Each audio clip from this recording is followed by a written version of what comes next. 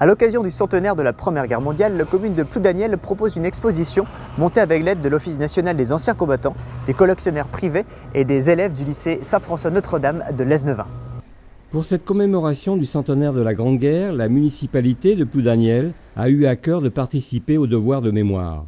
Les élèves de première du lycée de Lesneven ont été associés au projet, l'occasion de leur délivrer plusieurs messages.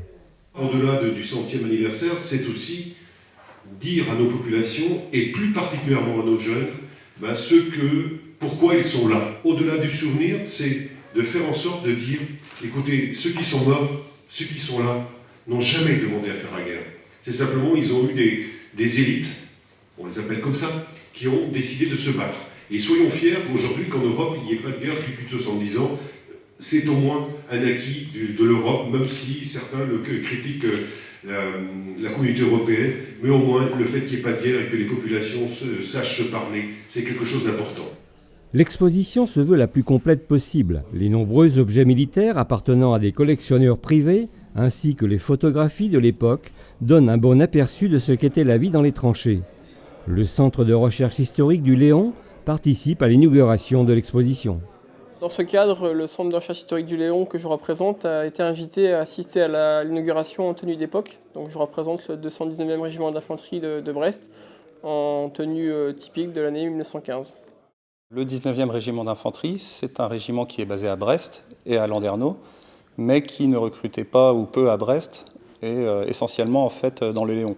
Donc les soldats issus de Lesneven, de Ploudaniel, de toute la région qui était à Saint-François, ont pour beaucoup été incorporés au 19e régiment d'infanterie en 1914 à la mobilisation.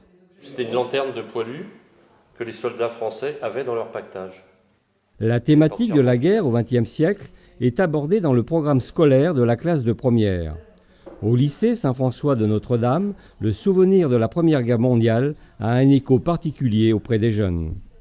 Dans la chapelle de l'établissement, nous avons en fait des panneaux où sont indiqués le nom de tous les anciens élèves en fait, et anciens professeurs qui sont morts lors des conflits. Et les élèves ont été très surpris en fait, du nombre en fait, d'anciens élèves, d'anciens professeurs qui sont morts lors de la Première Guerre mondiale. Dans cette exposition, on retrouve aussi des biographies de certains de ces anciens élèves en fait, de Saint-François qui sont morts au combat. À partir de 1914, les élèves de Saint-François-Notre-Dame communiquent avec leurs professeurs et camarades qui sont partis au front à l'aide du journal justement en avant, qui était le journal de Saint-François-Notre-Dame durant la guerre. Les élèves et les professeurs partis au front racontent comment se passe la guerre et les élèves qui sont toujours au lycée racontent justement ce qui se passe au lycée. En fait, le collège, durant la guerre, était devenu un collège-hôpital, donc les blessés de guerre venaient au lycée et du coup les collégiens racontaient ça à leurs camarades partis sur le front. L'objectif, c'était d'encourager les relations entre ceux qui étaient au front et ceux qui étaient au collège. Donc ceux qui étaient au front, ils pouvaient vraiment communiquer leur état moral et ils parlaient beaucoup de leur patriotisme. Donc que vraiment ils prenaient conscience qu'ils se sacrifiaient pour la France, pour la liberté, vraiment pour que la République ait toujours lieu et perdure. De par leur travail, les élèves ont pu découvrir les enjeux de la connaissance de notre histoire et l'intérêt de la transmettre. Le devoir de mémoire, c'est très important pour tout âge, pour nous les jeunes, pour se souvenir des erreurs passées qu'il y ait pu avoir dans le passé et pas les reproduire après par la suite. On doit se rappeler, nous les jeunes, que le sacrifice qu'ont fait ces hommes pour la liberté qu'on a acquis aujourd'hui.